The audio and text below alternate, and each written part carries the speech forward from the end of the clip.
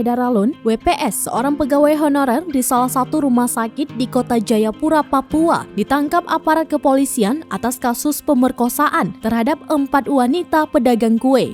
Penangkapan pelaku berdasarkan laporan dari 4 korban tersebut. Aksi pelaku ini berlangsung sejak Maret hingga Mei 2022. Dari hasil pemeriksaan polisi, pelaku mengaku telah melancarkan aksinya sebanyak 4 kali. Ia mengaku berpura-pura akan membeli dagangan korban dengan jumlah yang banyak. Setelah itu pelaku mengajak korban ke sebuah tempat dan melancarkan aksinya dengan mengancam dan memperkosa korban. Tidak hanya itu, pelaku juga merampas barang berharga milik korbannya. Pihak kepolisian juga mengamankan sejumlah barang bukti. Dari perbuatannya ini, pelaku dijerat dengan pasal berlapis dengan ancaman pidana 12 tahun penjara.